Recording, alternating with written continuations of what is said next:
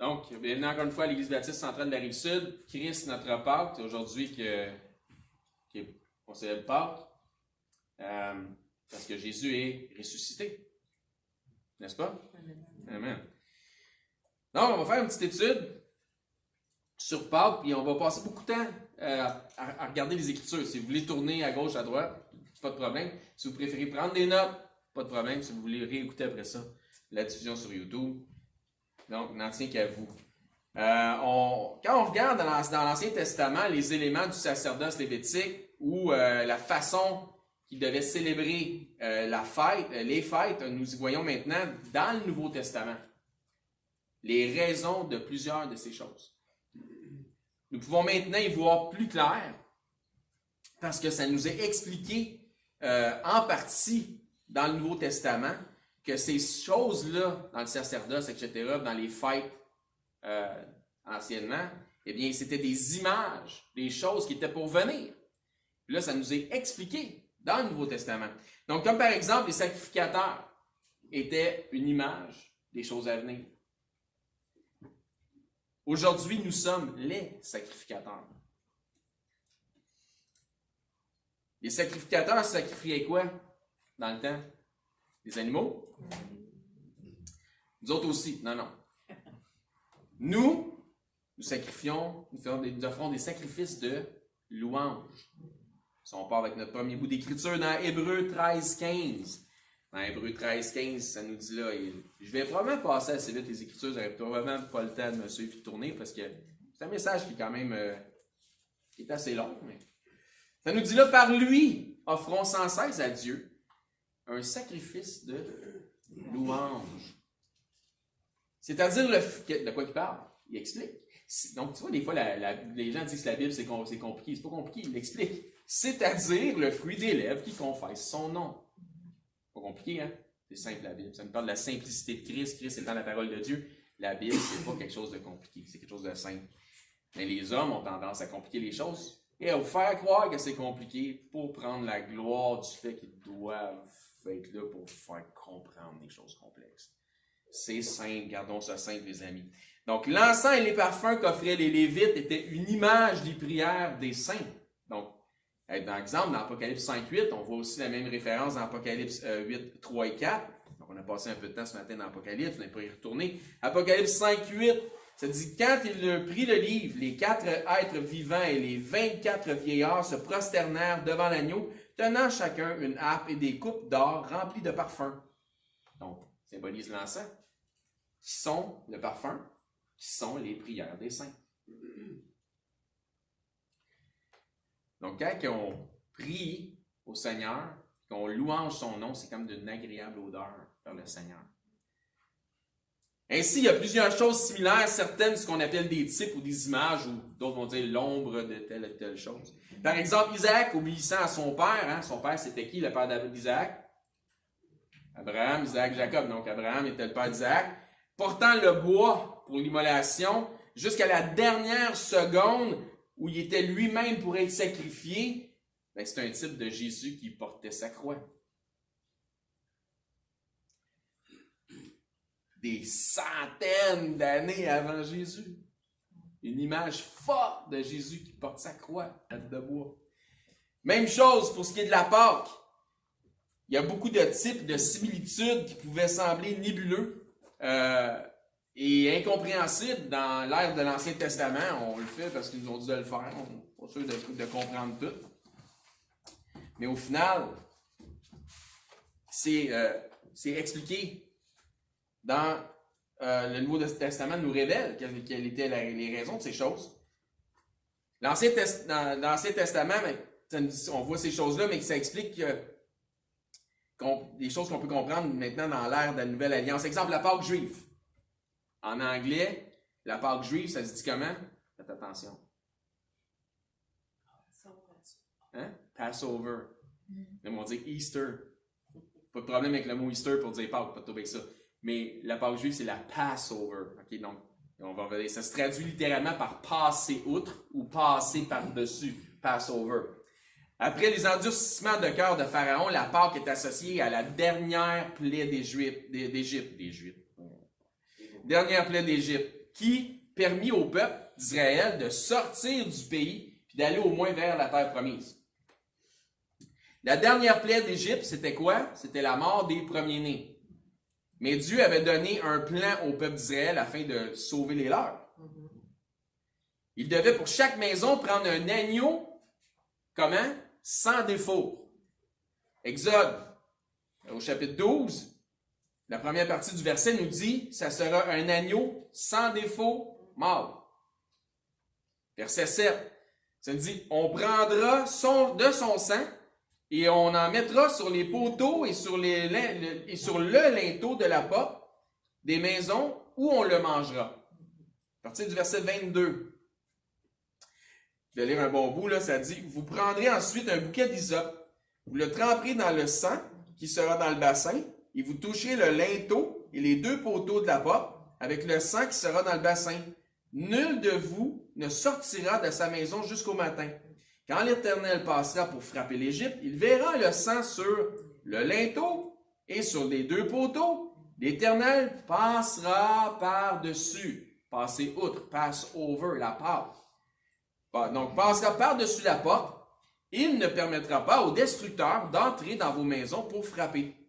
Vous observerez cela comme une loi pour vous et pour vos enfants à perpétuité. Quand vous serez entrés dans le pays que l'Éternel vous donnera selon sa promesse, vous observerez cet usage sacré. Et lorsque vos enfants vous diront, que signifie cet usage? Pourquoi qu'on fait ça? Les enfants disent, pourquoi? Pourquoi? Oui, mais pourquoi? Bon. Vous répondrez, c'est le sacrifice de Pâques, donc passez outre, en l'honneur de l'Éternel qui est passé par-dessus les maisons des enfants d'Israël en Égypte lorsqu'il frappa l'Égypte, et ça c'est important ce qui s'est dit ensuite, et qu'il sauva nos maisons. Le peuple s'inclina et se prosterna. Donc il y a plusieurs choses, plusieurs images qui devaient venir dans ces passages. Premièrement, si on parle de l'agneau mâle sans défaut. Nous savons par la foi aujourd'hui que cet agneau, donc j'espère qu'on est à la même place tout le monde, là, c'était l'image de Jésus qui devait venir et donner sa vie en rançon pour nous. N'est-ce pas? Voici ce que son cousin, Jean le baptiseur, le Baptiste, celui qui baptisait, a dit de lui. Dans Jean 1, 26. Jean leur répondit, « Moi je baptise d'eau, mais au milieu de vous, il y en a un que vous ne connaissez pas, qui vient après moi.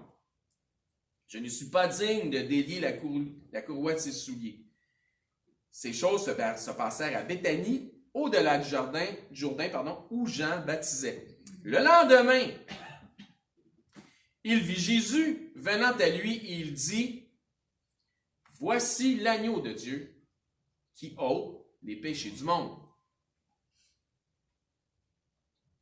Et non pas seulement Jésus fut l'agneau, mais quand Jean a dit cela de Jésus, il ne pouvait pas le dire sans savoir du même coup qu'il témoignait de la perfection de Jésus. Parce que ça prenait un agneau mâle, sans défaut. Ça prenait un agneau parfait. Mais, si on parle des hommes, tous les hommes ont péché depuis Adam. Il n'y en a qu'un seul qui n'est pas né d'une semence d'homme, mais par une conception miraculeuse, parce que Dieu peut le faire, parce qu'à Dieu rien n'est impossible, donc c'est possible, qui n'était donc pas pécheur par hérédité, et qui fut trouvé parfait sans jamais avoir péché. Un seul. Voici quelques passages bibliques qui nous le confirment. Dans 2 Corinthiens 5, 21, celui qui n'a point connu le péché, de qui parle-t-il?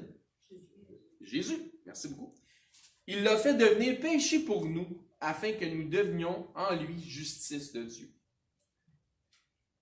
Donc, nous avons été justifiés, afin que nous devenions justice de Dieu. Nous avons été justifiés, nous, les coupables, par Jésus-Christ, qui est l'innocent, sur qui nos péchés sont tombés. C'est celui qui n'a point connu le péché, Jésus, il l'a fait devenir péché pour nous, afin que nous devenions en lui, en Jésus-Christ, justice de Dieu.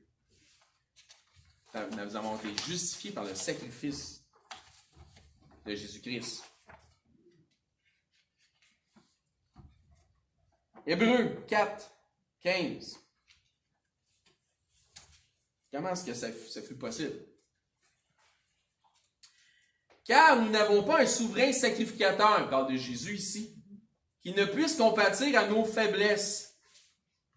Au contraire! Ah, mais Jésus, il n'a jamais péché. Lui, il est né d'une conception miraculeuse. Il ne peut pas vraiment comprendre. C'est Dieu dans la chair. Comment tu veux qu'il comprenne vraiment qu'on sent? Non, non, non, non, non. Dans son humanité, pour ceux pour qui c'est important, Jésus comprend très bien comment on se sent.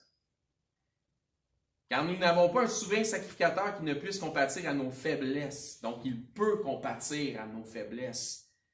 Car il a été tenté comme nous en toutes choses, sans commettre de péché. La différence entre nous autres, c'est qu'on a été tenté en toutes choses, puis on a commis le péché.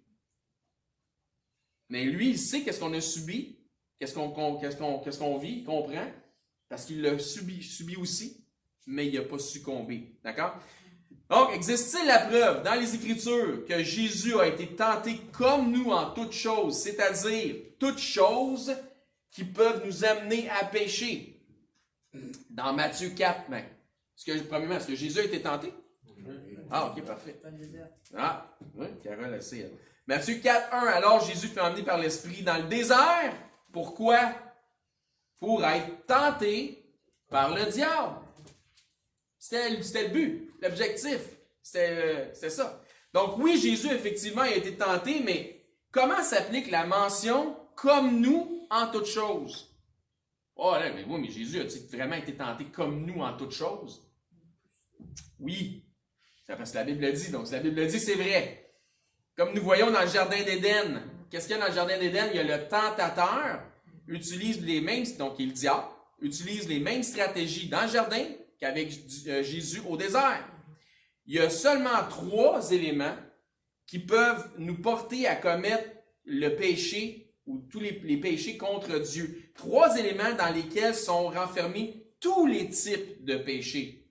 C'est pas qu'il y a juste 3 péchés. Il y a 3 éléments dans lesquels sont renfermés tous les types de péchés. Le premier, c'est la convoitise de la vue. Le deuxième, c'est la convoitise de la chair. Est-ce que quelqu'un connaît le troisième? L'orgueil de la vie. Convoitise de la vue, convoitise de la chair, orgueil de la vie. Tous les péchés que quelqu'un peut commettre sont habituellement reliés ou attachés à un ou 2 ou les 3 ensemble. Donc, de ces aspects-là. Je donne un exemple. Dans le Jardin d'Éden, donc, avec Ève, Genèse 3, 6, lorsque Ève est arrivée pour prendre du fruit et manger le fruit défendu, ça dit « La femme vit que l'arbre était bon à manger. » Ça serait convoitise de quoi, ça, si c'est pour être bon à manger? Convoitise de la chair. Agréable à la vue. Ça serait la convoitise de quoi, ça? Convoitise de la vue. Et qu'il était précieux pour ouvrir l'intelligence, qui serait le troisième, l'orgueil de la vie. N'est-ce pas? Donc, elle prit de son fruit. Hein? C'est bon, c'est beau, puis il va être smart avec ça. Elle en mangea. C'est rien passé dans l'histoire, puis après ça, elle en a donné à son mari, puis pouf, là, tout a pris une dégringolade. Maintenant, pour ce qui est de Jésus, qui lui aussi a fut tenté comme nous en toutes choses, qu'est-ce que ça nous dit concernant Christ? Dans Matthieu 4, 3, le tentateur s'étant approché de lui dit « M'a challengé. Si tu es le Fils de Dieu, si tu es le Fils de Dieu, ben, tu as faim, hein? Ça fait 40 jours que tu jeûnes. Après 40 jours, j'aurais faim moi aussi. » Avant ça? Oui, écoute, c'est pour ça que le matin, je déjeune. Déjeuner. Ben, j'ai faim. Non, mais il dit, si tu es le Fils de Dieu, ordonne à ces pierres qu'elles deviennent des pains. Est-ce que Jésus aurait pu faire ça? Probablement qu'il en avait le pouvoir. Il a créé toutes choses. Tu es le Fils de Dieu, tu es capable. Tu sais ça que Satan il dit dans le fond. Si tu es le Fils de Dieu et tu as faim, tu es capable de faire ça. Fais-le puis prends une petite bouchée. Celui qui a multiplié les pains aurait pu le faire. Ça serait convoitise de quoi, ça? La chair.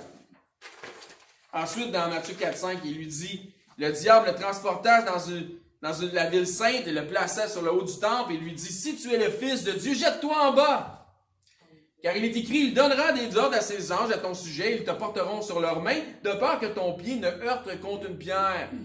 Donc, si tu es le Fils de Dieu, déjà, orgueil de la vie. Mais en même temps, jette-toi en bas parce qu'ils vont faire quelque chose de spécial. Pour toi, les anges de Dieu, orgueil de la vie. Matthieu 4,8, le diable transporta encore sur une montagne très élevée, il lui montra tous les royaumes et tout du monde et toute leur gloire, donc la convoitise de la vue. Donc, conclusion, effectivement, Jésus a, comme nous, été tenté en toutes choses, mais sans succomber à la tentation et sans jamais pécher. Hein, il a dit, retire-toi de moi, Satan, etc. Donc, il est encore l'agneau de Dieu parfait qui ôte les péchés du monde. Dans 1 Pierre 2, bon passage, 1 Pierre 2, à partir du verset 21, la deuxième partie du verset 21, on parle là, ça dit « Christ aussi a souffert pour vous, vous laissant un exemple afin que vous suiviez ses traces. Lui qui n'a point commis de péché. » Donc, est-ce que Christ n'a jamais péché? « Et dans la bouche duquel ne s'est trouvé point de fraude. Lui qui, injurié, ne rendait point d'injure, maltraité, ne faisait point de menaces, mais s'en remettait à celui qui juge justement. » Maltraité, je m'en remets à celui qui juge justement. Ce que Jésus a subi pour vous et moi, c'était juste. Imaginez, mais ça semble injuste. Mais c'est selon la justice. Lui qui a porté lui-même nos péchés en son corps sur le bois, afin que, morts au péché, nous vivions pour la justice. Voyez-vous comment ça devient justice? Lui, par les meurtrissures duquel vous avez été guéris. Il était malade.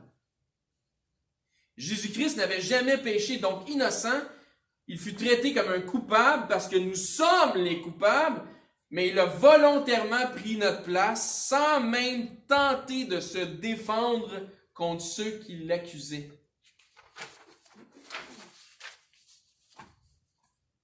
De retour dans l'Ancien Testament, si on va dans Exode 12, 22. Vous prendrez ensuite un bouquet d'hysope, vous le tremperez dans le sang qui sera dans le bassin. Vous toucherez le linteau et les deux poteaux de la porte avec le sang qui sera dans le bassin. Nul de vous ne sortira de sa maison jusqu'au matin, verset 23, quand l'Éternel passera pour frapper l'Égypte. Il verra le sang sur le linteau et sur les deux poteaux. L'Éternel passera par-dessus la porte et il ne permettra pas aux destructeurs d'entrer dans vos maisons pour frapper. Donc, question. À quoi réfère le sang de l'agneau, ici dans Exode? Si on lui donne une application de Nouveau Testamentaire. Bien évidemment, au quoi? C'est un type du sang de qui? De Christ. Donc, question, parce que vous êtes bon. À quoi réfère le poteau et les linteaux, si on lui donne une application de Nouveau Testamentaire? À la croix. Prendrez du bouquet des hommes, mettrez sur les poteaux, les linteaux. Le sang d'un agneau sans défaut. Un type de la croix. Des centaines d'années avant Jésus.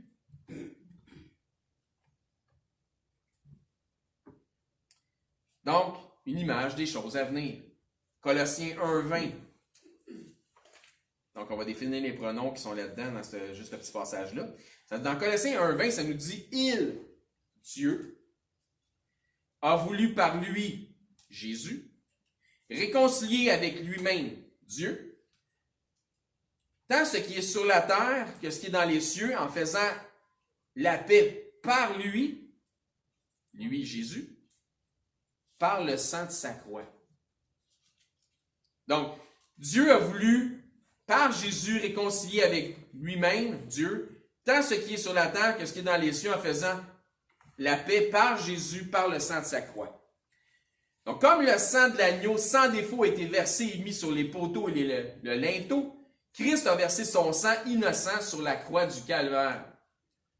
Dans Exode 12:7, retour dans l'Ancien Testament, on prendra de son sang, on le mettra sur les deux poteaux et sur le linteau de la porte de la maison où on le mangera. Où on le mangera. Manger quoi? L'agneau. Comment transposer de nos jours? On va manger l'agneau. Jean 6, 48, retour dans le Nouveau Testament. Il y a une allusion qui est faite, là, qui est particulière, entre le pain et la chair. Je suis le pain de vie. Vos pères ont mangé de la manne dans le désert, ils sont morts. Verset 50. C'est ici le pain qui descend du ciel afin que celui qui en mange ne meure point. Je suis le pain vivant qui est descendu du ciel. Si quelqu'un mange de ce pain, il vivra éternellement. Ensuite, il dit, et le pain que je donnerai, c'est ma chair. Que je donnerai pour la vie du monde. Là-dessus, les Juifs disputaient entre eux en disant, comment peut-il nous donner sa chair à manger? Jésus leur dit, en vérité, je vous le dis, si vous ne mangez la chair du Fils de l'homme, et si vous ne buvez son sang, vous n'avez point la vie en vous-même. Celui qui mange ma chair et qui boit mon sang a la vie éternelle. Et je le ressusciterai au dernier jour, car ma chair est vraiment une nourriture. Et mon sang est vraiment un breuvage. Celui qui mange ma chair et qui boit mon sang demeure en moi et je demeure en lui. Une communion. Pas de la religion qu'on enseigne ici. C'est d'avoir une relation avec le Dieu Tout-Puissant qui a créé les cieux, la terre et l'univers et tout ce qu'il y a. Avec son Fils. Donc, est-ce qu'il n'y a pas là, de la part de Jésus, une allusion à la chair de l'agneau qu'il devait manger à Pâques? Parce qu'il est l'agneau de Dieu. Ma chair, évitablement. Vous devez manger ma chair, c'est vraiment une nourriture. Comment se fait-il qu'ils n'ont pas fait le lien? Pas juste les Juifs qui étaient frustrés autour de lui, incluant ceux qui se disaient de ses disciples. Ils n'ont pas été capables de faire le lien entre l'agneau de Dieu, manger la chair. Jean 6, 60. Plusieurs de ses disciples, après l'avoir entendu dire « Cette parole est dure. Qui peut l'écouter? » Celui qui a des oreilles pour entendre. Jésus leur dit ensuite « Cela vous scandalise-t-il » au verset 61. Le scandale devrait plutôt être pour celui qui va être immolé. Celui qui donne sa chair. Matthieu 26, 26. Pendant qu'il mangeait, donc on va faire ça tantôt, bientôt on prend la communion. Pendant qu'il mangeait, Jésus prit du pain. Et après avoir rendu grâce, il le rompit et le donna aux disciples en disant, prenez, mangez, ceci est mon corps. Voyez-vous, je suis le pain descendu du ciel, vous pouvez manger ma chair. L'agneau de Dieu, vous pouvez manger, puis il fallait manger avec des pains sans levain aussi. Dans le temps, dans l'époque de la Pâque juive. Donc, ceci est mon corps. Il prit ensuite une coupe et après avoir rendu grâce, il le leur donna, disant, buvez-en tous, car ceci est mon sang. C'est ça qu'il leur a dit dans Jean 6. Les paroles que je vous ai dit sont vie et esprit, la chair ne sert de rien. C'est des paroles d'esprit. C'est spirituel, ce que je vous ai dit. C'est pas charnel, là. Pas vraiment parler de cannibalisme. Donc, car ceci est mon sang, le sang de l'alliance, qui est répandu pour plusieurs, pour la rémission des péchés. Donc, la Pâque juive, l'ancienne alliance. Le sang de Jésus, la nouvelle alliance. Comme ça nous dit dans 1 Corinthiens 5, 7, Jésus, notre Pâque, comme le titre du message. Retour dans l'Ancien Testament, Exode 12, 24. Vous observerez cela comme une loi pour vous et pour vos enfants à perpétuité. Donc la Pâque devait être célébrée comme une ordonnance perpétuelle en mémoire des merveilles que l'Éternel avait fait pour ne pas oublier ce que Dieu a fait, comment il les a sortis de l'Égypte. Puis il aurait dû s'en souvenir. Moïse leur a même donné un cantique qu'eux autres chantaient, qui était contre eux autres, qui les accusait d'oublier les merveilles de Christ, ou les merveilles de Dieu, en fait, d'oublier l'Éternel, puis de commencer à s'attacher à toutes sortes de choses qui n'ont rien à voir avec ce que Dieu enseigne ou ce que Dieu demande. Donc, c'était une ordonnance perpétuelle pour se souvenir des merveilles que l'Éternel avait fait pour le peuple d'Israël, afin de les faire sortir de l'esclavage qu'ils subissaient dans le pays d'Égypte. Retour dans le Nouveau Testament, Luc 22, 19. Ensuite, il prit du pain, et après avoir rendu grâce, il le rompit et leur donna en disant, ceci est mon corps qui est donné pour vous, faites ceci en mémoire de moi. Dans l'Ancien Testament, ça disait quoi? C'est une loi perpétuelle pour vous et vos enfants. Il prit, verset 20 de Matthieu, Luc 22, il prit de même la coupe et après le souper, leur donna en disant, cette coupe est la nouvelle alliance en mon sang, qui est répandue pour vous, l'agneau de Dieu. Donc, retour dans Exode 12, 26. Et lorsque vos enfants vous diront que signifie cet usage, vous répondrez, c'est le sacrifice de Pâques en l'honneur de l'Éternel, qui a passé par-dessus les maisons, la Pâques a passé outre, qui a passé par-dessus les maisons des enfants d'Israël en Égypte lorsqu'il frappa l'Égypte et qu'il nous sauva. Nos maisons, le peuple s'inclinant et se prosternant. Dieu nous a sauvés. Si vous avez confessé Christ comme Sauveur et Seigneur, Dieu nous a sauvés par Jésus-Christ du châtiment que devaient connaître ou devraient connaître tous les pécheurs. Si vous l'ignoriez, l'Égypte est un type du monde. Et si vous êtes sauvés, vous êtes aujourd'hui dans ce monde encore, mais non pas de ce monde. Donc, de la même manière pour les Israélites, les Hébreux à l'époque en Égypte, le sang de Jésus nous délivre de l'esclavage de ce monde. Hein, comme à l'Exode, Exode, sorti. Donc, on est sortis du monde comme ils sont sortis d'Égypte. Jésus, par son sang versé, nous sauve et nous épargne le châtiment à venir dont seront victimes tous les impies. Si on l'accepte, ça coûte combien accepter un cadeau gratuit? Rien. C'est gratuit, le don que le Seigneur nous a fait. Donc, le don de la vie éternelle. On a juste à le demander.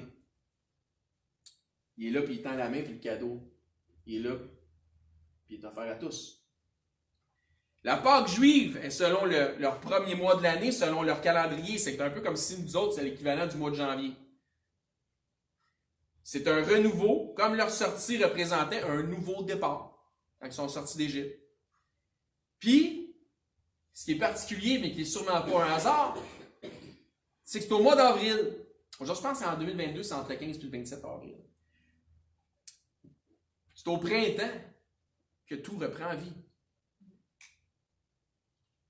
C'est un peu, je fais une parenthèse, quand Paul, à un moment donné, il parle de résurrection, puis il donne une situation terrestre pour comprendre quelque chose de plus spirituel. Il dit, le grain que tu sèmes doit mourir avant que tu le mettes en terre pour qu'il donne la vie. C'est l'image de la résurrection que Paul offre.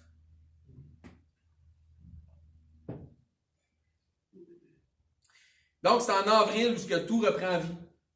Un renouveau. Mais ils sont incapables de saisir le lien avec la résurrection de Jésus. Pourtant, Ésaïe, un prophète de l'Ancien Testament en qui les Juifs croient, lorsqu'ils lisent le passage, parle clairement de la résurrection de Christ. Ésaïe a prophétisé sur les souffrances de Jésus des centaines d'années avant sa naissance.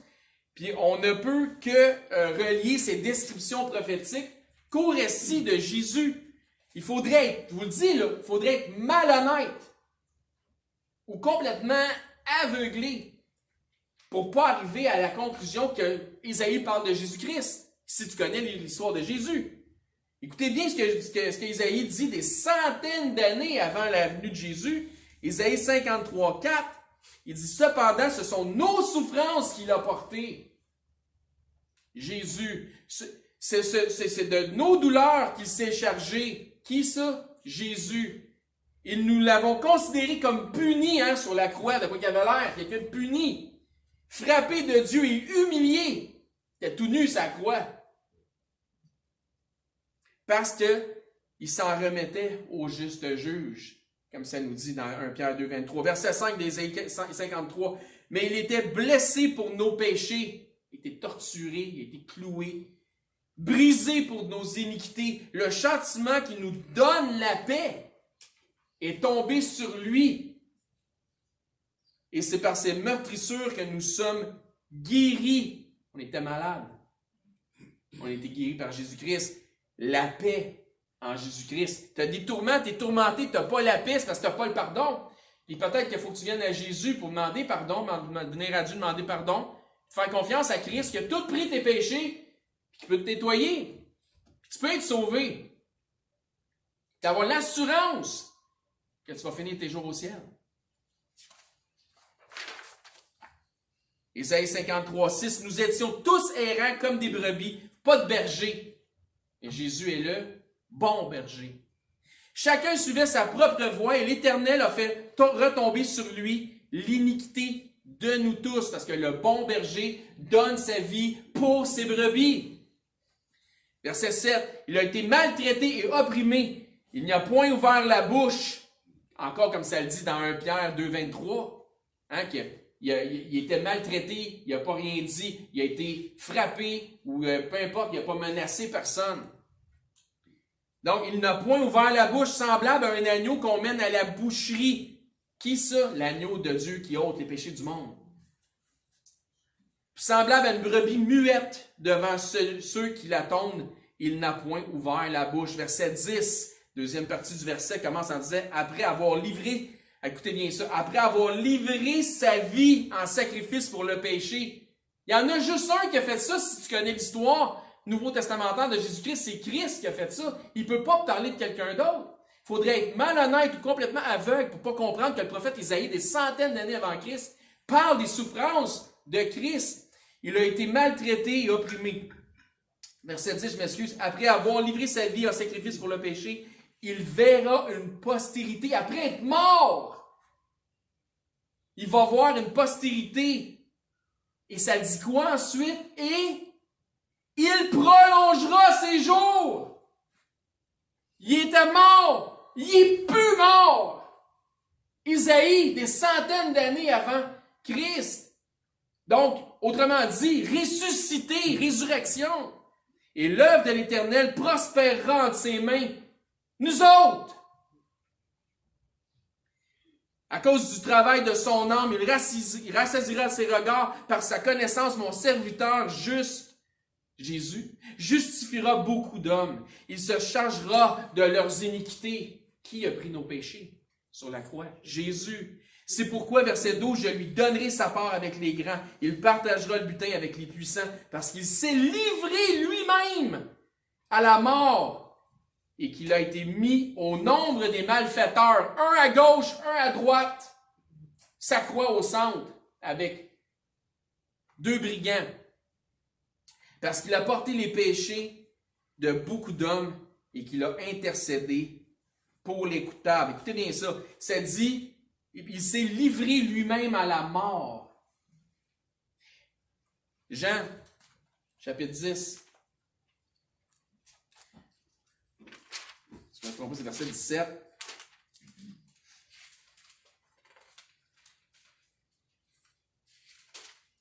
Je parlais du bon berger tantôt. Le Père m'aime, Jésus parle, parce que je donne ma vie. Il s'est livré lui-même à la mort. Il a donné sa vie, parce que je donne ma vie, afin de la reprendre.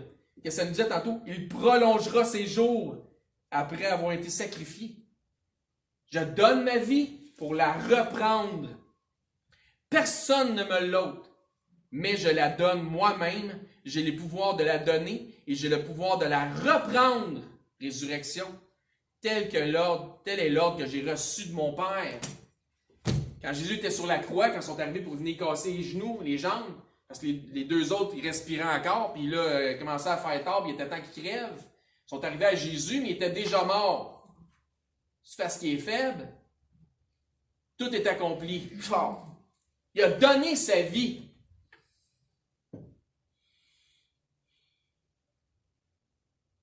Je veux dire, si tu connais moindrement l'histoire qui est appelée celle de la passion du Christ, je ne parle pas du film, là. Donc, c'est l'instance où il est pris dans le jardin, puis il est amené jusqu'à la croix, puis il meurt sur la croix, la passion du Christ. Tu ne peux pas faire autrement que de te faire un lien entre ce qui est prophétisé ici, puis les souffrances de Christ, sa mort et éventuellement sa résurrection. Faut que tu sois malhonnête pour ne pas y arriver.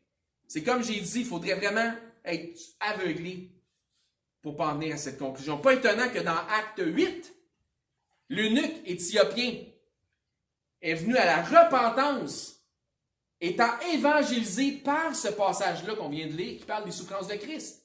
Dans Acte 8, 27, ça dit un Éthiopien, eunuque, ministre de Candace, un gars, là, un érudit, un ministre des Finances, reine d'Éthiopie. Donc, il était ministre des Finances de Candace, qui était la reine d'Éthiopie, surintendant de tous ses trésors, ministre des Finances. Venu à Jérusalem pour adorer le vrai Dieu, s'en retournait sur son char, mais il manquait quelque chose. L'Esprit dit à Philippe, avance et approche-toi de ce char. Philippe accourut et entendit l'Éthiopien qui lisait le prophète Isaïe. Il lui dit, comprends-tu ce que tu lis? Monsieur érudit, bien éduqué, ministre des Finances, intelligent, assez intelligent pour répondre la chose suivante. Comment pourrais-je si quelqu'un ne me guide? Il y en a d'autres qui seraient assez orgueilleux. Oh, je comprends tout. Comment pourrais-je si personne ne me guide? Ouais, mais t'es érudit, toi, t'es éduqué. Ben oui, je suis ministre des Finances. Ah, mais t'es pas capable de comprendre toi-même? Non. J'ai besoin de quelqu'un pour me guider. C'est de même que j'ai appris tout ce que j'ai appris à date dans ma vie, tout ça que je suis rendu là. Ah, ok. Parfait. Il répondit, comment pourrais-je si quelqu'un me guide? Et il invita Philippe à monter, à s'asseoir avec lui pour devenir son guide. Le passage de l'Écriture qu'il lisait était celui-ci. Il a été mené, ça va vous rappeler quelque chose, comme une brebis à la boucherie et comme un agneau muet devant celui qui le tond, il n'a point ouvert la bouche. Dans son humiliation, son jugement a été levé et sa postérité qui la dépeindra, car sa vie a été retranchée de la terre. Donc, c'est le passage d'Isaïe traduit d'une autre façon, c'est la même affaire. L'eunuque dit à Philippe, je te prie, peux-tu me guider? Hein? Il dit, de qui le prophète parle-t-il ainsi? Est-ce de lui-même ou s'il parle de quelqu'un d'autre? Ah, bonne question! Alors Philippe ouvra la bouche et commença par ce passage, lui annonçait la bonne nouvelle de Jésus, l'évangile de Christ. Donc il a commencé à évangéliser à partir de l'Ancien Testament. Donc Philippe, à partir de l'Ancien Testament, ça nous dit là qu'il a prêché l'évangile de Christ. Si quelqu'un vous dit, puis je fais une parenthèse, là, si quelqu'un vous dit qu'il y a plusieurs évangiles, un pour les Juifs et un pour les gentils, etc., puis d'autres hérésies du genre, que l'évangile des gentils commence avec Paul, puis etc., ben, on voit ici Philippe prêcher avant la conversion de Paul à un Éthiopien qui était un des nations. C'est pas vrai que Paul, c'est lui qui a l'évangile des gentils, parce que l'Éthiopien était un gentil qui a été sauvé. Corneille, la même affaire. Bon, donc, à partir d'un texte écrit des centaines d'années avant Christ, donc l'évangile de Christ, avant sa venue, donc, on parle de sa mort, donc sa venue, sa mort, sa résurrection, etc., donc, l'évangile de Christ dans l'Ancien Testament. Donc, à la réalité biblique, selon une saine doctrine, c'est que l'évangile de Christ est partout dans la Bible. Il fut toujours accessible. Il fut de tous les temps possible d'y croire par la foi. Ça nous parle même de Moïse, hein, qui regardait à Christ. On pourrait quasiment dire Moïse était chrétien. Donc, c'est pas vrai qu'il y avait pas de salut de la part de Dieu avant la mort et la résurrection de Christ. Puis là, encore une fois, c'est une parenthèse que je fais là. Attention, il y a des hérétiques qui enseignent que personne ne pouvait être sauvé avant l'œuvre accomplie par Christ. En jouant sur les mots, ils font de la sémantique. Ils disent, ouais, mais il était justifié, mais il n'était pas sauvé. Oh, man, Hébreux 11, la foi. Fin de la parenthèse. Je n'embarquerai pas là-dedans, je finirai plus. Mais, comme la Pâque juive était un mémorial dans l'Ancienne Alliance, elle est aussi un mémorial d'une nouvelle alliance commandée par Jésus. Donc, on ne peut pas se soustraire à la volonté de notre Sauveur, notre Seigneur. C'est pour nous, chrétiens, une ordonnance. Comme de s'aimer les uns les autres est une loi. Eh bien, la Pâque, ou la communion, en fait, plutôt, est au mémorial de Jésus, est une ordonnance. Si vous ne prenez pas la communion, ou si vous, pour une raison ou une autre, vous ne qualifiez pas pour la prendre, parce que c'est possible aussi, vous vous privez d'obéir au Seigneur, votre Seigneur. Considérez ceci, Jésus ne nous a pas laissés avec cette instruction afin que l'on puisse en disposer selon notre bon vouloir. Non pas ma volonté, Seigneur, mais que ta volonté soit faite dans ma vie. Et sa volonté dans les Écritures, pour vous et pour moi, pour nous, est claire. Luc 22, 19. Ensuite, il prit du pain, et après avoir rendu grâce, il le rompit. Et il le leur donna en disant, ceci est mon corps qui a été donné pour vous. Faites ceci en mémoire de moi. Donc, on ne se soustrait pas à la volonté de Dieu. Tantôt, on va pratiquer ça. Donc, la volonté de Dieu à ce sujet, pour vous, si Jésus est votre Seigneur, c'est que vous participiez à ça en mémoire de lui. C'est entre vous et le Seigneur, en fait. Mais si jamais vous vous demandez, écoute, moi, je qualifie-tu pour prendre la communion? Je ne comprends rien là-dedans. Je ne sais pas trop c'est quoi cette affaire-là. Puis vous n'êtes pas certain. Ça se peut. Vous avez le droit de venir poser des questions. Donc, venez nous voir. Puis on va prendre quelques minutes, quelques instants pour vous expliquer ce qu'il y en est du sujet, puis qu'est-ce qui est de la simplicité de Christ à ce sujet-là. Donc, la bonne nouvelle, on conclut, c'est que si nous pouvons participer à cette communion, c'est pas seulement parce qu'il a donné son corps à la torture ou parce qu'il a versé son sang pour nous. Je répète, la bonne nouvelle, c'est que si nous pouvons participer à cette communion, c'est pas seulement parce qu'il a donné son corps à la torture ou qu'il a versé son sang pour nous, non. Mais la meilleure partie, c'est quoi? Ah! C'est qu'il est ressuscité! Car s'il n'était pas ressuscité, notre foi serait vaine. Toute notre foi repose sur la résurrection de Christ, en fait. C'est sur ça que ça tient. Notre foi serait vaine, elle serait inutile, en fait. On serait les plus malheureux de tous les êtres humains d'être ici. Sans la résurrection de Christ, qu'est-ce qu'on fait ici? Car s'il n'est pas ressuscité, notre foi est vaine, est inutile, vaine, comme tous ceux, finalement, qui ont une foi dans un pseudo-prophète ou un pseudo-gourou. Ça, c'est des foi qui sont vaines. Pourquoi? Parce que les autres ne sont pas ressuscités.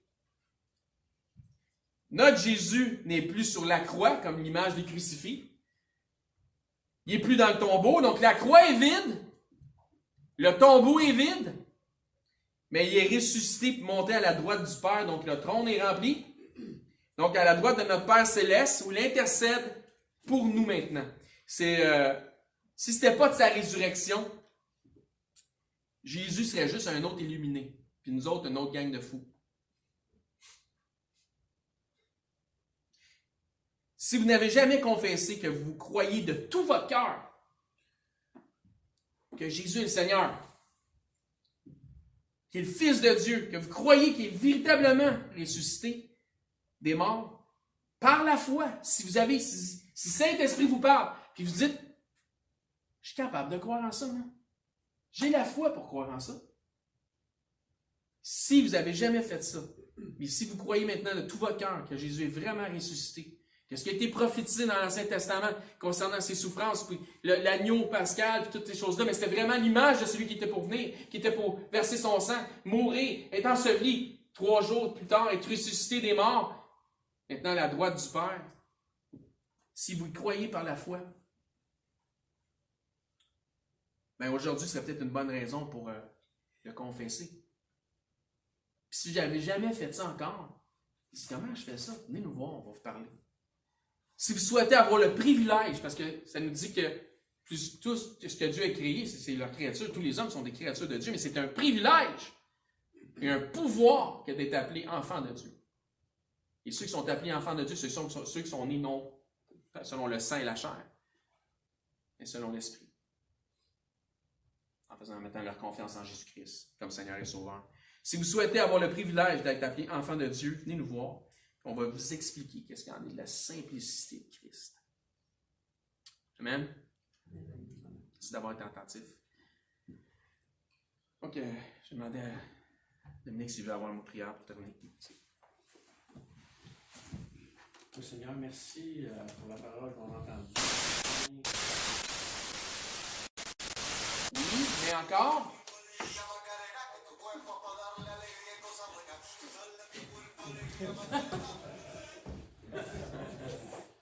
manquait ça. Il manquait ça. C'est ça qui manquait, Macarena. En plus, c'est une chanson en langue, ça. Je comprends pas ce qu'ils disent.